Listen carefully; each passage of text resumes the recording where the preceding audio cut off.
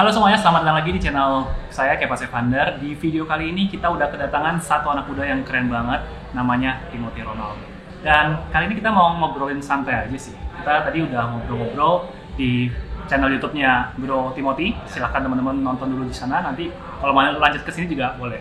Oke. Nah, jadi kita ngobrolin tentang investasi saham sih, investasi secara keseluruhan. Kalau lu sendiri sebenarnya awal mula untuk bisa terjun tuh ke saham gimana sih? Oke. Jadi awal kenapa gue pertama mulai ke saham, karena gue waktu itu udah suka baca-baca buku orang sukses. Jadi kalau kayak Levi yang di celana, kayak misalnya Enzo Ferrari, Nestle dan lain-lain, gue baca semua, Steven Spielberg. Dan ada satu yang bikin gue paling tertarik, Apa tuh? yaitu Warren Buffett.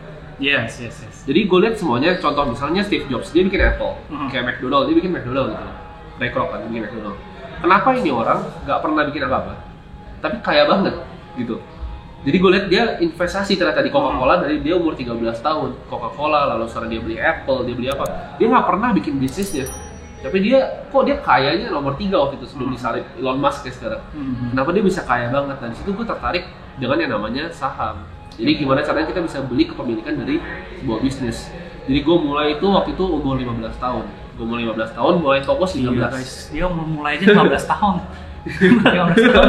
Masih main apa ya? Masih main gundu. Nggak gundu juga lah. Mainnya Hot Wheels. But anyway, 15 tahun keren banget sih. Iya, jadi gue waktu itu modal gue 2 juta. Kan dulu kalau Beda tipis gue 3 juta. iya, kalau keluarga Chinese sih kita ada Sincia ya. Aha. Jadi duit dari situ gue kumpulin waktu itu untuk gue beli saham waktu itu. Oke. Modal KTP nyokap. Jadi sebenarnya agak mirip. I see. Kalau yang nonton startup tahu ceritanya Han Ji Pyong itu Yap, benar-benar yap. mirip. Pas gue nonton itu kayak ini kayak gue pas dulu. Jadi umur 16 gue beli saham. Nah, gue beli saham waktu itu masih bego banget. Gue nggak ngerti laporan keuangan. Sebenarnya sebelum saham gue juga ada. Gue pengen cepet kaya waktu itu. Apa tuh? Gue trading waktu itu. Trading di Kripto. Bitcoin gitu. Bitcoin. Jadi gue masih inget gue Stellar Lumens sama Ripple. Gue rugi 50 juta waktu itu. Wow. Jadi dari 2 juta itu sempat naik sampai 60 juta. Wow. Turun 50 juta. Jadi gue di situ gue bertobat udah cukup di sini. Oke. Bukan bakat gue. Waktu itu gue naik kan karena waktu itu wifi lagi bagus. Gue berasa gue orang paling pintar waktu itu. Gue dewa lah ibaratnya. Gue masuk lagi, gue rugi. Gue potong. Kenapa waktu lu sebenarnya udah sempet ngerasain profit dong? Di Udah crypto, profit berkali-kali lipat itu. ya kan? Dari 2 juta, 50 juta. Iya, It's amazing return. masih return. Tapi akhirnya rugi, 50 juta lagi rugi. ya kan? Terus akhirnya lu bertobat. masuk Bertobat. saham. Tapi kenapa nggak mikirnya kayak, gila dulu gue bisa loh 2 juta ke 50 juta. Kenapa nggak gue ulangin lagi? Karena gue lihat waktu itu, jadi gue mulai pelajarin serius di umur 16 tahun. Kripto itu ibarat yang lu tau yang bunga tulip itu kan bubble ya? Yap. Jadi kripto itu nggak ada underlying asetnya. Jadi gue ngeliat kripto itu ibarat orang cuma bayar berdasarkan hype aja gitu masuk, tapi gue nggak tahu ya. Kalau mungkin Bitcoin beda ya. Bitcoin mungkin ada value-nya, tapi gue sendiri nggak tahu. Jadi gue nggak bisa ngomong. So far sih gue nggak ngeliat ada underlying asetnya Nah, gitu iya. kalau Bitcoin. Nggak Nah, tahu. Kalau teman-teman ada yang Iya, tahu, kalau tuh gue silahkan komen juga. gue nggak tahu. Gue ngeliat kalau misalnya Bitcoin beda sama yang lain ya. Bitcoin menurut gue ada value-nya something yang gue nggak tahu apa. Tapi Bitcoin jelas has value. Tapi kalau untuk koin-koin yang lain itu cuma kayak hype-hypean doang gitu loh. Hype-hypean, dan gue ngerasa gue nggak bisa kaya di sini. Karena gue nggak lihat ada yang kaya di kripto, kecuali yang bikin. Jadi yang bikin koin itu bisa kaya, tapi yang main koin ya nggak ada yang kaya. Di situ gue lihat yang kaya gimana banyaknya saham. Oke. Gua Karena lo lihat kisah sukses orang yang berhasil kaya sukses semuanya dari di saham. saham. Gue lihat semua orang punya saham. Jadi gue tuh terobsesi untuk jadi kaya. Mungkin kedengarannya itu ya nggak Klise, enak. tapi ya Tapi ya itu gue jujur ya. oke. Jadi gue pelajarin semua billionaires list di Forbes. Jadi gue pelajarin semuanya. Lu bisa tanya gue di berbagai industri, gue pelajarin semua. Satu-satu gue bacain. Semua mereka tuh punya saham. Contoh di Indonesia aja yang paling kaya itu Budi Hartono. Budi Hartono tuh kaya bukan dari jarum sebenarnya, tapi dia masuk BCA di tahun 98. Itu yang bikin dia benar-benar jadi puff, jadi kaya kan. Gue lihat semuanya juga begitu. Contoh misalnya Sampurna. Sampurna tuh punya Sampurna Strategic yang invest di saham juga. Bill Gates punya Cascade yang invest di saham juga. Jadi Bill Gates tuh kaya bukan dari Microsoft sebenarnya, tapi dari Hotel Four Seasons tuh punya Bill Gates. Banyak yang nggak tahu, dia tuh investor sebenarnya. Karena mungkin ketemu sama Buffett juga kan. Jadi semua yang kaya, contohnya Amazon, itu kan perusahaan Amazon tuh konglomerasi kan sebenarnya. Dia juga sebenarnya beli private, tapi dia private bukan public. Intinya tetap beli saham. Jadi gue lihat opportunity paling besar itu ada di saham. Oke. Nice answer, tapi kalau lu suruh milih bisnis atau investasi di saham aja, tambah bisnis. Suruh pilih salah satu. Yap. Usaha sendiri, bisnis. Karena sebenarnya kayak oke lah Bill Gates, Amazon, Oke. Jack Ma, mereka kaya dari saham, yes. tapi they build something, they build business. Oke. Ya kan? Solid. Dan dia punya saham karena dia yang ciptain saham perusahaannya dia sendiri. Yes, betul. Gitu kan? Betul. Jadi kalau lu suruh milih, mending invest saham public company or create your own business. Kalau gue pribadi, ini mungkin bias karena gue punya bisnis, gue akan pilih 100% bikin bisnis sendiri. Kenapa? Karena return di saham, gue juga udah ngobrol sama Kevas, untuk dapat 30 per tahun, itu mungkin setahun lu bisa dapat. Tapi untuk konsisten selama 20-25 tahun, gue nggak rasa lu bisa dapat return itu secara konsisten. Kalau di bisnis, gue bisa dapat return 100%, 200% setahun. Setuju. Karena kenapa? Kinerjanya gue yang pegang sendiri, bukan manajemen, bukan direksi, tapi direksinya gue sendiri. Gue yang bisa ibaratnya kontrol kapal gue. Gue suka the feeling of control, punya karyawan untuk kerjaan itu. Jadi kalau pribadi karena gue suka berbisnis, gue akan pilih bisnis. Tapi kan bisnis nih, kan bisnis dapat duit. Duit itu harus diinvestasiin. Kalau investasi menurut gue harus. Oke, ya setuju. Jadi kita harus invest juga. Gue punya bisnis pribadi, gue invest di saham. Jadi ceritanya gue dapat modal itu karena gue berbisnis. Jadi gue dulu tuh dari bisnis pomade jualan rambut, jualan sedotan, gue jadi wedding organizer waktu itu.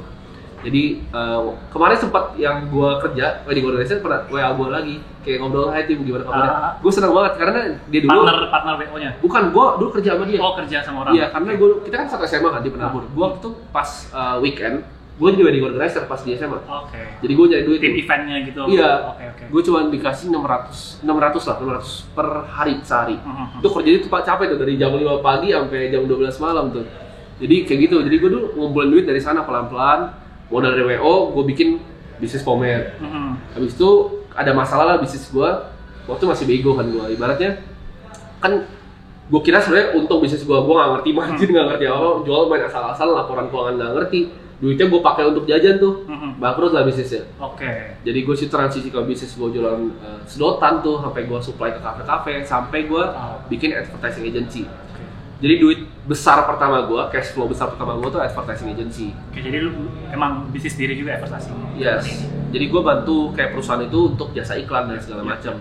Tapi di saat kemarin pas COVID, jadi di Maret, klien-klien gue tuh banyak yang bayar setengah awal. Kesusahan.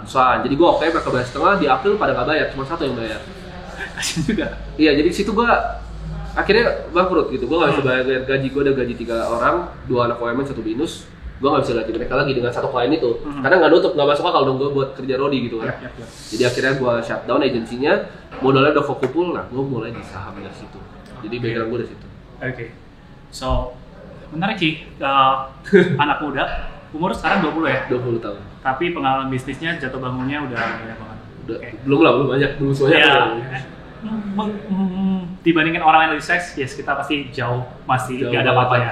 Tapi ya, most of the people yang masyarakat biasa mungkin yang pengalaman lu jauh lebih banyak lah dibandingin mereka. Nah, ngomongin saham nih. Oke, lu sekarang kenapa sih? Tapi lu tertarik banget sama saham selain gara-gara ya tadi orang-orang terkaya tuh semuanya beli saham segala macam. Dan how you find your investing style? Investing style lu kayak apa sih? Oke, investing style gue tuh udah berevolusi berkali-kali mungkin ya. Kalau dibilang berevolusi ya. Dari awal tuh trading, pure technicals, jadi benar-benar moving average lah ya. Indikator ya kita tuh sama. Jadi gue percaya bahwa semua investor tuh dulunya trader yang bertobat. Jadi rata-rata trader yang bertobat. Kecuali memang sudah tahu ilmunya dari yang benar. Udah jago banget. Soalnya udah jago. Karena gue kan suka baca jurnal ya. Banyak jurnal yang tulis bahwa 99,8% trader tuh hilang duit. Karena kalau kalian trading, kalian melawan beberapa hal. Contohnya yang pertama fee, yang kedua pajak, yang ketiga itu kan kalian trading, misalnya kalian untung 2%, kalian juga bisa rugi 2%. Jadi untuk trading menurut gua even bisa 20% setahun tuh udah hebat banget di trading ya. Sedangkan investing tuh lebih gampang kalau kita untuk dapat 15-20. Mungkin ilmu gua kali yang kurang ya. Gua pernah bandingin soalnya, gua bikin porto 100 juta, satu investing, satu trading, jauh bos. Returnnya jauh investing. Dan investing effortnya kecil. Gua trading bangun jam 9 tuh, udah siap gua sampai market tutup kan. Sampai market tutup, malamnya gua udah mulai nyari emiten untuk besok itu pre-market kan. Dari jam 8 sekian. Kalau gua investing cuma lebih pasif banget, gue cuma ngeliat laporan keuangan, sama kayak kita analisa rasio, udah tidur. Nggak mau ngapain, tunggu balik ke intrinsik, jual. Returnnya lebih tinggi, jadi gue pilih investing gitu. Tapi lu sendiri meskipun oke lah, kita yang benar-benar kayak fundamental punya privilege yang harus ada di market tiap hari. Tapi menurut lu bisa nggak sih sukses dari trading dong? Karena kan kayak tadi bilang sebenarnya populasi trader tuh jauh lebih banyak pasti dibandingin investor yang pure investor. Menurut lu sebenarnya bisa nggak sih? trading bisa atau nggak, ini menarik. Mungkin agak kontroversial ya. Kalau gue percaya bahwa kalau misalnya manusia nih, secara teknikal ngelihat untuk sukses di trading, menurut gue hampir nggak mungkin. Kenapa? Untuk manusia. Banyak loh yang Banyak sukses trader. Kalau misalnya kuantitatif trading bisa, yang menggunakan model matematika di dalam komputernya. Jadi itu kalau kuantitatif itu beda. Mereka cari ibaratnya anomali di market.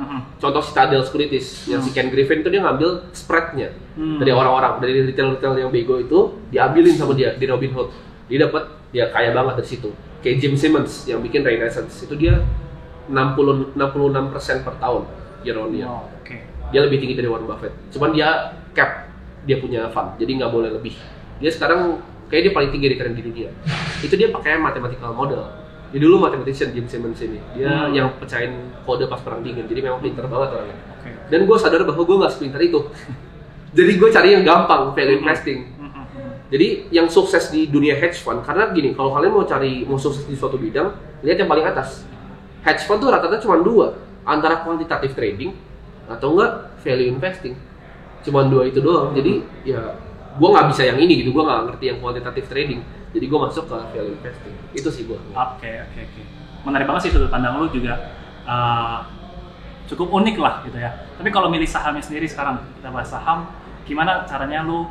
Tadi lu kan udah nemuin berevolusi berkali-kali. Iya.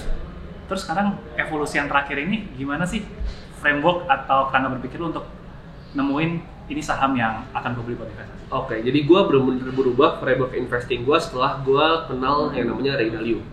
Oke. Jadi Ray Dalio itu salah satu orang paling pinter kayaknya di dunia ini. Jadi kalau kalian harus nonton dulu di YouTube-nya Ray Dalio, How the Economic Machine Works, itu ngejelasin gimana caranya ekonomi kita bekerja. Setuju. Itu video 30 menit paling bagus yang akan kalian tonton di hidup kalian. Jadi begitu kalian nonton itu akan terbuka wawasan kalian bahwa semua ini tuh bergerak ada siklusnya. Nah, jadi yang pertama gue analisis itu sebenarnya siklusnya. Jadi ada namanya siklus hutang, debt cycle. Yap. Jadi kan kalau kalian tahu rumusnya GDP itu investasi plus konsumsi kan. Jadi kita harus tahu bahwa hutang itu bergeraknya seperti apa di dunia ini. Jadi yang nge-drive up asset price itu hutang sebenarnya. Dan itu akan crash setiap 10 tahun sekali. Kita lihat 2000 tech bubble, 2008 itu ada GFC, Global Financial Crisis, dan 2020 Corona. Jadi kalian udah tahu kayak ini, kalian tahu nextnya kapan? Sekitar mungkin 2029-2030. Nah, di situ gue pelajarin bahwa dunia itu ada siklusnya. Yes. Jadi yang pertama gue lihat siklusnya dulu. Kita tuh di stage mana di debt cycle-nya. Itu yang pertama. Dan gue lihat secara makro. Jadi gue top down. Tapi makronya dari makro banget? Makro banget. Jadi gue lihat global di dunia. Contohnya kemarin natural gas tuh sempat naik. Gue ambil rukun raja itu gue ambil di murah. Gue naik 27% dalam sehari. Itu karena gue lihat makronya. Gue lihat natural gas naik. Kira-kira naik bakal siapa? Antara kan ada Pegas juga sebenarnya. So Pegas menurut gue nggak akan naik. Waktu itu gue ada feeling lebih di Raja. Jadi gue masuk waktu itu di Raja lumayan besar dan gue untung 27% dalam waktu kurang dari sehari. Cuman sesi satu doang aja 27%. Jadi gue belum lihat makronya. Is that yang lu bisa ulang lagi atau boleh dikatakan kayak pas aja momennya lagi? Itu pas momennya. Jadi gue tetap percaya, gue tetap percaya ada hoki di saham. Gue tetap percaya ada hoki di saham. Kalau lu menelitinya kayak besokannya lagi, lu kan nggak akan dapat 27% itu bro sebenarnya. Setuju, gue setuju. Ekspektasi gue tuh 5% sebenarnya. Cuman dikasih Tuhan lebih 27%. Jadi ya berkat lah ya. Jadi ekspektasi gue tuh naiknya cuma 5-10 maksimal. Tapi cara lu dapetin saham itu kayak gitu. Jadi gue dari top down banget. Gue dari lihat analisa industrinya, lalu gue pilih winning stocknya di industrinya. Jadi contoh misalnya gue lihat banking di Indonesia itu lagi bagus. Kenapa banking di Indonesia bagus? Karena net interest margin Indonesia atau NIM paling tinggi. Kalau kalian mungkin taunya profit margin ya kalau untuk yang bisnis konvensional. Tapi kalau di bank kan jualannya uang. Jadi interest margin di Indo itu termasuk salah satu yang paling tinggi di dunia. Apakah NIM itu iklan sedikit ya? Nah itu ada videonya gue bikin. Langsung cek aja. Rasio perbankan. Jadi kalian sini ya. Langsung lihat di sini kan. Lanjutkan. Nah, gue lihat NIM Indonesia tuh tinggi banget. Karena gini, kalau kalian lihat dari datanya, dari 271 juta penduduk itu belum banyak yang punya bank. Masih ada sekitar 100 jutaan lagi. 100 juta itu bukan number yang kecil. Dan kalian bayangin kalau udah 271 juta punya bank, saham banking itu bakal setinggi apa? Dan kalian bayangin aja kayak gitu. Dari situ kalian tahu bahwa banking ini di Indonesia tuh sangat ibaratnya ya boleh kan rajanya sih. Rajanya karena jualan uang itu banyak duit.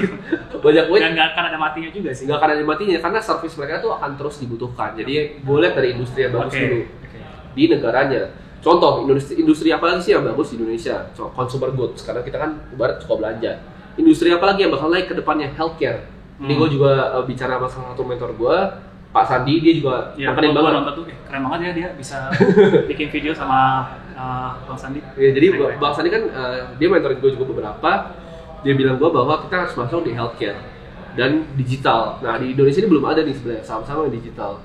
Jadi kalau nanti misalnya Tokopedia IPO, Gojek mungkin mau IPO, Traveloka dan unicorn lainnya itu akan sangat menarik sih. Ya, setuju. Jadi gue lihat dari industri dulu. Teknologi belum ada ya? Yes, jadi itu pasti akan arah berkali-kali. Jadi kalian siap-siap aja itu. Oke, jadi lu tadi makro. Yes. Makro, kemudian industrinya apa yang lagi menarik di tahun kedepannya? Pilih winningnya. Sesimpel itu. Nah, tadi kita harus sebutin beberapa industri lah kayak tadi banking, consumer goods, tadi natural gas. Kalau untuk setahun 2 tahun lagi dari research tuh industri apa sih yang menarik? Kan gue suka lihat siklus tadi kan. Ada satu industri yang gue lihat siklus itu bakal boom. Properti. Jadi properti itu di 2013 kalau kalian tahu, semua nyokap kalian, teman-teman nyokap kalian mungkin jadi agen properti. Iya. Karena katanya jual properti kayak jual kacang goreng. Sempat properti juga ya? Gue juga pernah jadi agen properti di Dewa. Tapi gue gagal. Sama gue juga. Gue cuma closing satu doang. Lu jual rumah sempat? Jual rumah. Dia sempat jual rumah, gue cuma dapat leasing doang. Kerja 2 bulan capek bolak-balik segala macam dapat leasing doang. Itu gue nyerah. Tapi gue merasa bukan jiwa gue. Gue juga bukan jiwa gue. Capek. Oke, gue respect. Properti. Nah, lanjut lagi di properti. Kenapa gue lihat itu? Karena siklus tadi, gue lihat di 2013 semua orang tuh jadi agen properti. Semua orang jual properti dan boom. Lalu turun di 2015 siklusnya. Nah, gue siklusnya akan naik di 2021. Jadi di 2021 ini bakal jadi tahunnya properti. Kalau lihat kalian Asri, BSD, Pewon, Citra juga naik gitu loh. APLN juga bentar lagi mau naik. Jadi kalau kalian lihat properti itu siklusnya memang akan bentar lagi up. Itu yang gue lihat sih. Karena yang boleh dikatakan masih ketinggalan sih sebenarnya properti. Yes. Jadi contoh, kita syuting di Asri. Kita sekarang syuting di Asri. Rumah gue sama dia kebetulan dekat. Kalau misalnya kita tahu pasti BSD tahu kan? Pasti tahu. Nah, BSD itu sahamnya menarik. Kenapa? Karena kalau kalian lihat dari segi tanahnya yang ditaruh di laporan keuangan, tanahnya itu cuma di listing per meternya kalau gue nggak salah ya 600-an ribu. Sedangkan kalau kalian cari sekarang rumah di BSD, nggak ada bro. Dia langsung aja rumah gue paling murah kali. Iya, rumah gue tanahnya sini 10 juta per meter gitu kan. Di listing di Lapkeo-nya book value-nya itu 600.000. Nah kalian bayangin book value-nya aja masih di bawah 1. Jadi ya silahkan dipikir sendiri apakah worth it atau enggak. Dan tanahnya BSD masih banyak banget bro itu. Masih banyak, land bank-nya besar gitu. Jadi gue cari yang industri winner-nya ibaratnya di properti. Kayak tadi, jadi gue lihat dari makronya, lihat industrinya, baru boils down ke emitennya. Oke. Nah setelah lu dapat emitennya, kan kadang orang pasti kalau ngomongin saham tuh kayak ya udah gue tahu sahamnya ini bagus, tapi harganya gimana bro? Oke. Masuknya gimana? Kalau lu gimana? Kalau gue untuk, jadi gue percaya bahwa kita investasi saham kan kita invest ke bisnis ya. Bisnis itu simpelnya adalah mesin pencetak uang. Kita harus tahu ibaratnya dia bisa cetak uang tuh sampai berapa tahun ke depan. Gue biasa jabarin 5-10 tahun ke depan. Jadi gue tuh cari ibaratnya arus kas terakhirnya perusahaan yang namanya free cash flow. Karena kalau kalian lihat net profit, kan banyak yang awam tuh lihatnya net profit doang bisnis. Itu sangat rancu. Kenapa? Karena kalau ibaratnya lu jual aset itu masuknya net profit. Kalau ada selisih kurs kenanya ke net profit. Jadi yang gue lihat tuh free cash flow-nya. Lalu dari situ gue jabarin. Gue menggunakan metode yang namanya discounted cash flow. Lu pakai DCF ya? Iya, gue pakai DCF. Tapi DCF sendiri kalau misalnya untuk pemula, gue nggak saranin. Gue lebih saranin kalian pakai metodenya kayak FAS, yaitu market multiple. Karena itu lebih gampang dan bukan metode gue ya, tapi ya itu. Oh, bukan diciptakan kayak FAS. Ya dipakai sama kayak FAS. Ya, kalau gue banyak di videonya dia nanti tonton aja. Ya, jadi gue memang lebih setuju untuk kalian yang pemula pakai metode itu. Kenapa? Karena di discounted cash flow tuh kalian harus ngerti pindah-pindahan dari laporan keuangannya. Dan itu belajarnya nggak singkat. Jadi gue proyeksi arus kas masa depannya, gue diskon balik menggunakan discount rate untuk mendapatkan. Nah, ngomongin DCF nih, kalau gue ya, kenapa banyaknya nggak pakai DCF? Karena di situ terlalu banyak projection yang asumsi. Betul. Dan asumsi orang pasti akan beda-beda. Yes. Memang kalau lu jago banget, pasti lu nggak akan jauh beda seharusnya ya. Gue juga bisa, gue ngerti DCF gitu. Cuma dan kalau kita sama-sama ngerti bisnisnya, harusnya hitungan kita nggak jauh beda. Yeah. Cuma masalahnya kadang kalau gue ya pengalaman DCF itu akhirnya membuat gue kayak berusaha ngepas-ngepasin sesuai ekspektasi gue gitu. Oke, jadi lu pengen pas-pasin ya? Pingin pas-pasin, secara nggak sadar tuh kayak gitu. Oke. Secara nggak sadar, karena kan harus input growth, discount rate. Jadi misalnya nih, variabel ganti-ganti, result, harga interestnya ganti-ganti. Nah, di situ kecenderungan gue itu akan berusaha ngepas-ngepasin. Nah, kalau lu gimana? Kalau gua, yang pertama paling penting dilihat kan harus forecastingnya nih. Yap. Jadi untuk kita tahu forecastingnya kita harus lihat ada pakai market multiple juga. Jadi gua bandingin antara industri kira-kira growth-nya berapa. Ya. Jadi bisa kalian bisa lihat growth-nya itu, baru kalian bisa forecast kira-kira. Tapi untuk yang punya Bloomberg akan jauh lebih gampang karena dia kasih tahu free cash flow tahun depannya 2021 itu berapa kira-kira. Tapi nggak semua orang punya Tapi nggak semuanya punya privilege untuk buka Bloomberg. Yep. Tapi untuk yang punya Bloomberg, kalian bisa dari situ baru tinggal kalian jabarin jebret. Gampang kalau punya Bloomberg gampang. Gue kasih tips ya ke teman-teman yang nggak punya Bloomberg. Kalau kalian punya orang yang di sekuritas, tanya aja. Karena setiap sekuritas punya Bloomberg. Iya, karena setiap sekuritas punya Bloomberg. Gua kebetulan ada juga teman di Sama. sekuritas. Jadi gua bisa minta datanya gitu kan gratis. Kalau beli Bloomberg buset, gua tes tahu. iya nanti gua nggak makan gitu. Nanti nggak makan. Jadi Yap. kalian bisa lihat datanya dari sana. Kalau gua pribadi kadang gua ada ngambil free cash flow dari dia juga proyeksinya. Cuman itu tetap bisa dihitung sih, tetap bisa dihitung. Tapi untuk yang pemula gue tetap nggak saranin. Lebih gampang mungkin kalian pakai relative valuation, kayak misalnya pakai PB band, PE band, standard deviation kalian sama book value-nya, BVPS-nya. Itu lebih gampang untuk kalian hitung langsung dibanding kalian menggunakan discounted cash flow. Setuju sih. Dan yang paling penting sebenarnya apapun metodenya, yang penting tahu kenapa lu pakai itu. Yes. Dan maksudnya PE ratio gak cuma sekedar oke kalau kecil dibeli, kalau mahal dijual. Kan? Yang penting harus tahu artinya. Ini yang sebenarnya salah sih. Banyak yang kira value investing tuh PE rendah, PB rendah. Padahal enggak. Value investing itu cuma simple gini. Graham pun jelasin bahwa itu adalah gap margin of safety-nya. Jadi kalau gue disebut 3 kata paling penting dalam investasi menurut gue adalah margin of safety. Setuju. Itu penting banget. Kenapa? Karena contoh misalnya BCA nih, PE-nya tinggi kan. Tapi misalnya Kevas nilai BCA di 35.000 misalnya. Harganya 30.000. Ada gap-nya kan, margin of safety-nya. Ya kalian boleh masuk gitu loh. Bukan berarti PE tinggi kalian nggak boleh masuk, tapi value investing itu gap antara nilai intrinsic fair value dengan harga marketnya. Even kalian tuh nggak harus jual di fair value. Tadi kita juga udah sempat ngobrol. Kalau gue dan Kevas kita tuh nggak jual 100% di fair value. Di margin of safety 0 ibaratnya. Kita jual di minus 5, minus 10 baru jual lagi. Which is lebih tinggi lagi harusnya. Yes, which is di atas dari harga fair value-nya, harga wajar. Karena gue pun pasti salah. Gue jamin semua yang DCF di dunia ini pasti salah. Gak akan ada yang tahu fair value asli itu berapa. Cuman kan kita estimasi aja kira-kira yang menurut gue wajar tuh. Dan karena kita nggak ada yang tahu, makanya butuh banget yang namanya margin of safety. Yes. Karena apapun metodenya, semuanya bisa salah. Semuanya bisa salah. Even relative valuation, PEBB juga bisa salah. Bisa gitu. salah. Jadi untuk meminimalisir kesalahan itu, Yes. makanya pakai margin of safety. Margin of safety. Oke.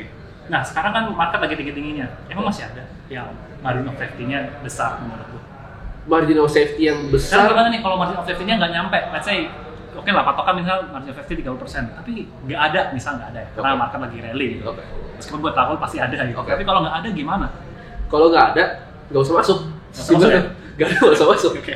Karena gue percaya bukan timing di market ya, tapi kalau memang ada opportunity kalian masuk. Nah, kalau gue kan penganutnya Ray Dalio nih, gue nggak suka cash gue tuh idle. Oke. Gue nggak suka pegang cash orangnya. Yap. Gue pasti taruh di instrumen yang ngasih return. Contoh ya, pas waktu itu di Februari akhir Maret crash.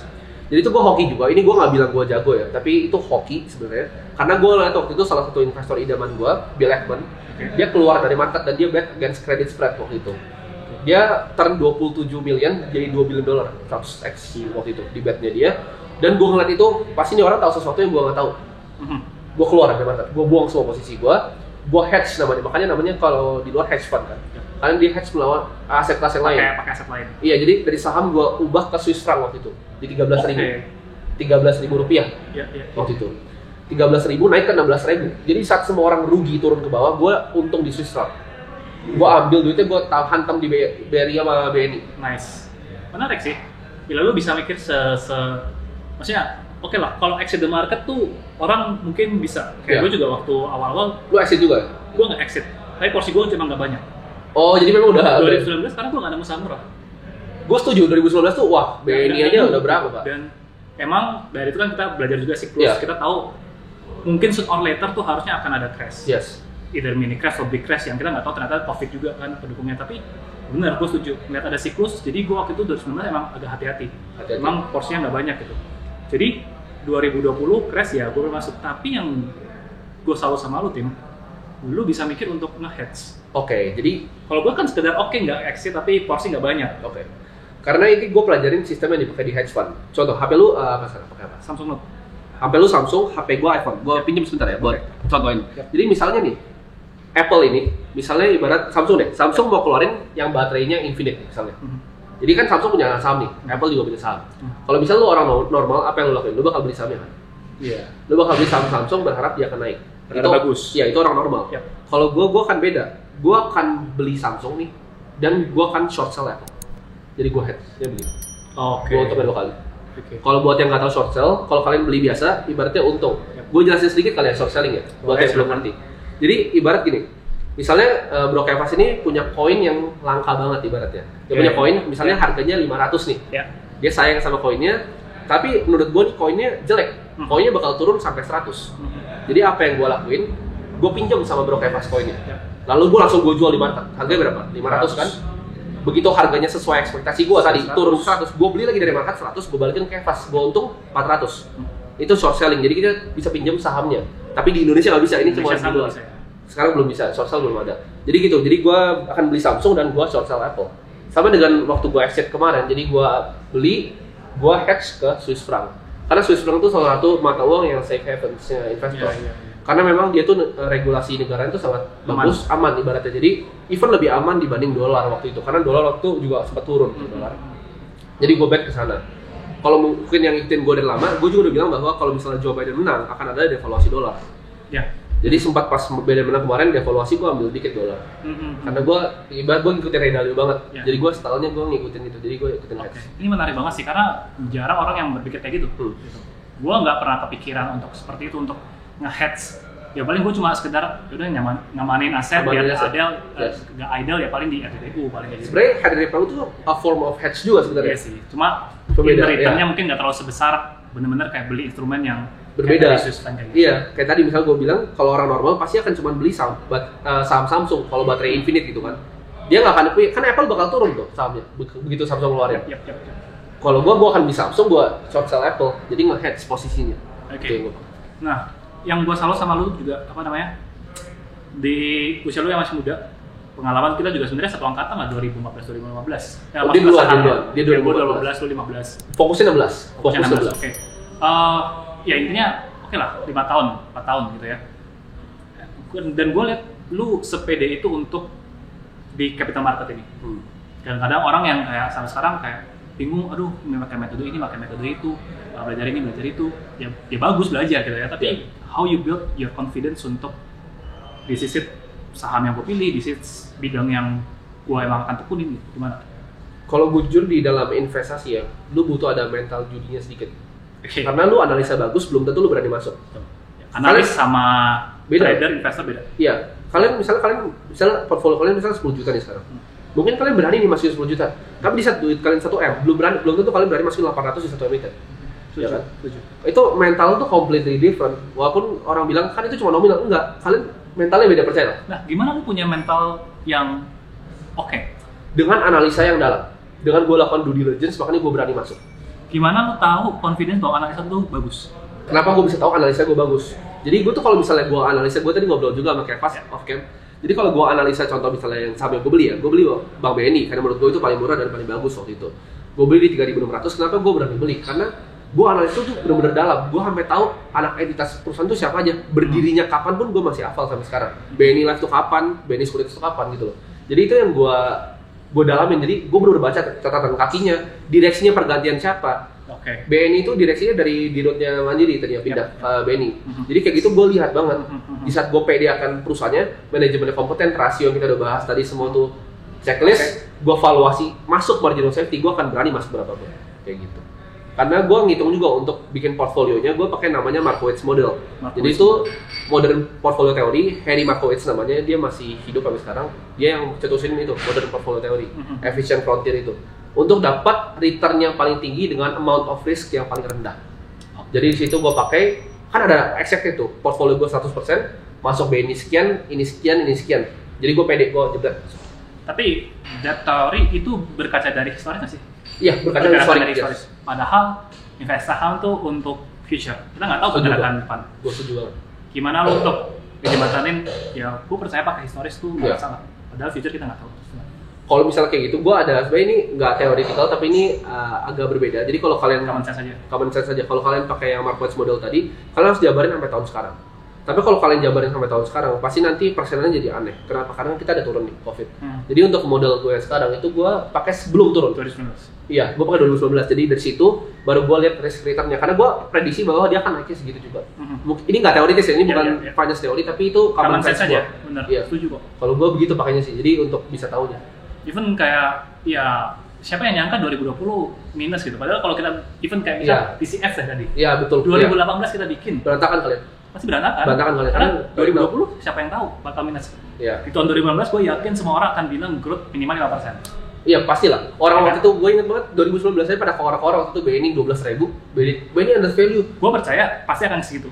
Iya. Tapi nggak tahu kita nggak tahu kan 2020 gini. Iya, Karena iya. gue tanya pas crash kemarin yang kora-kora BNI 11.000 mana? Pas 4.000 aja pada takut beli ya kan.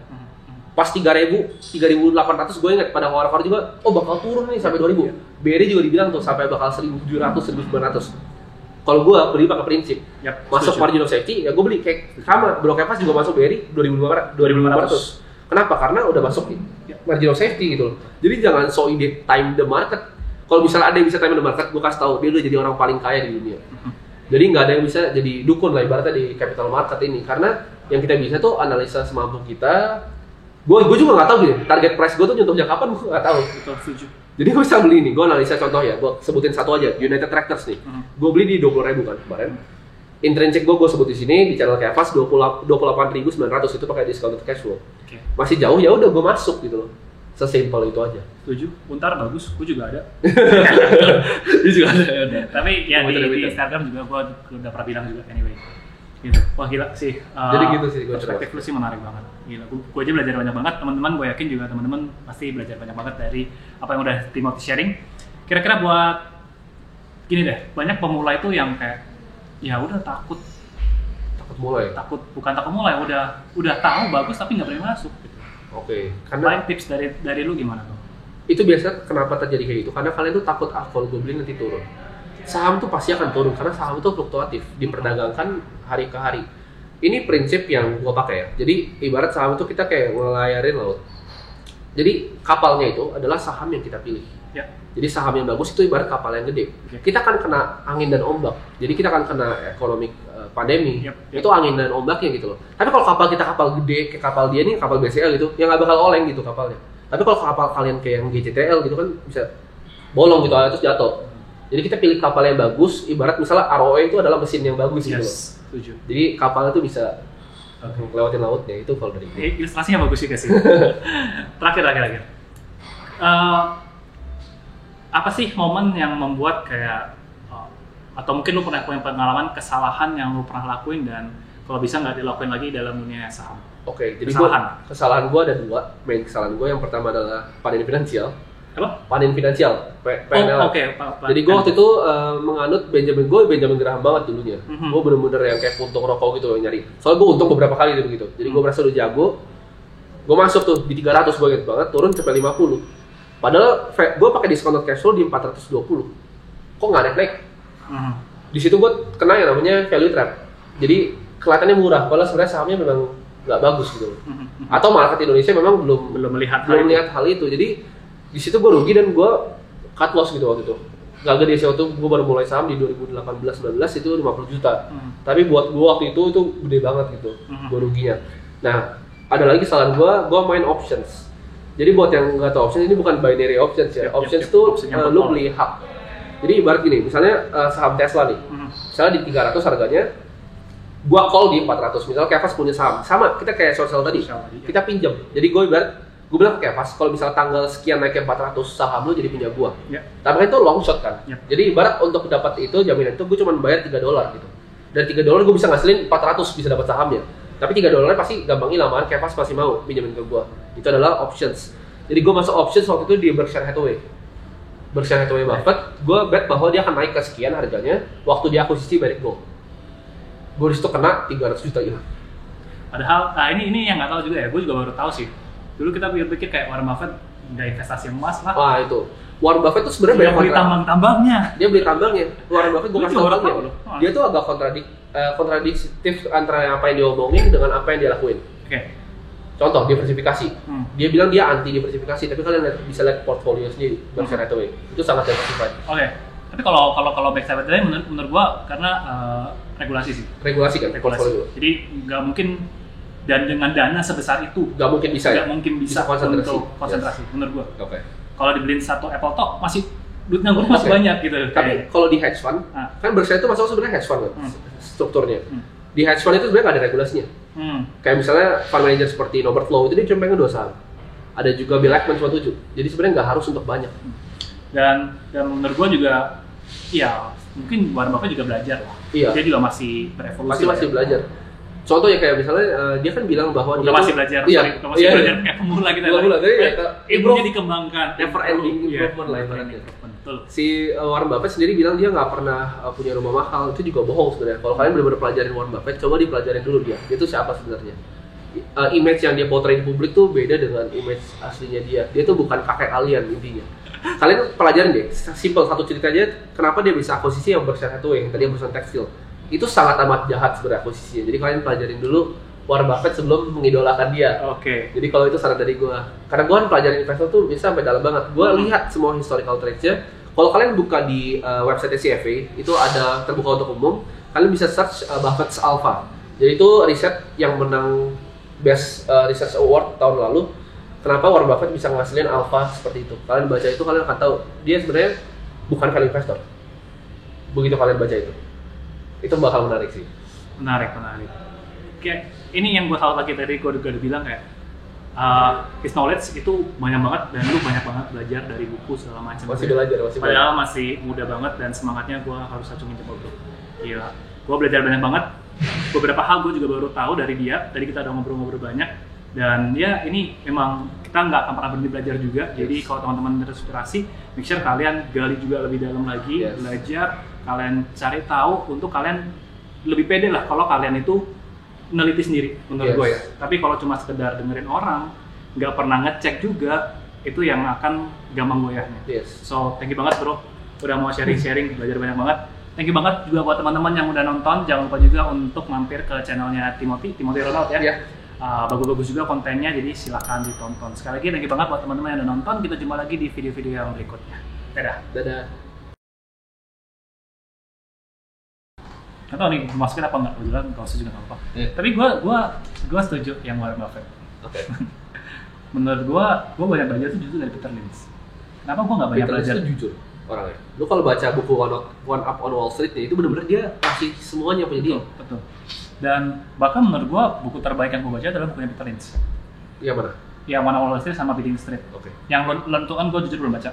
Tapi kan kalau dibilang trilogi itu sebenarnya ada bagusan yang 2 itu. Gua udah baca 3 dia paling bagus 2 itu. One Up on Wall Street kan. Ya, soalnya gua lihat reviewnya lentukan juga kayaknya basic personal finance ya kayaknya. Cuma kalau saham ya menurut gua One Up on Wall Street tuh prinsipnya bagus-bagus banget dan Bleeding Street lebih kecontohkan. Dan kenapa gue lebih banyak belajar dari Peter Lynch karena dia manajer langsung, fund manager langsung. Dia walk the talk menurut gue. Iya. Jadi dia menceritakan apa yang dia lakukan dan apa yang dia tahu. Nah, sedangkan kalau belajar dari Warren Buffett ini kebanyakan adalah orang yang nulis. Oke.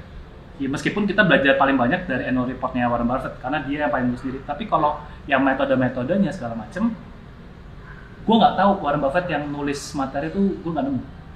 Oke, kalau Warren Buffett tulis materi itu sebenarnya ada di annual report-nya. Iya, makanya annual report doang kan. Tapi kalau kayak lah buku-buku Buffettology, gue nggak pernah baca buku. Terus ya James Pardue segala macam kan ditulis oleh orang lain yang terinspirasi dari Warren Buffett kan. Gue nggak pernah baca tulisan orang tentang Warren Buffett. Kenapa? Karena itu bukan otaknya dia. Agree. Nah, kalau Peter Lynch itu dia sendiri yang nulis. Makanya gue banyak suka belajar itu dari Peter Lynch. Oke. Tapi kalau kalian mau lihat fund manager itu benar-benar pemikirannya apa? Kalian buka di annual report-nya mereka, fund mereka. Kayak gue belajar Pershing Square Capital tuh gue download dari 2004. Sebelum segini kayak gue baca. Gila. Jadi itu gue pelajarin Bill Ackman tuh style dia tuh sukanya kayak gimana, move dia yang dia tuh gimana, dan gue contohin gitu. Jadi gue suka copy orang ada sukses, ngapain gue so ide. Gue nggak suka so ide, jadi gue lebih pilih amati, tiru, modifikasi. Ya belajari dari banyak sumber, temukan mana yang cocok buat diri kita, itu aja dilakuin. Keren banget. Oke. Buat yang mau belajar bisa langsung ke Stock Investing Mastery.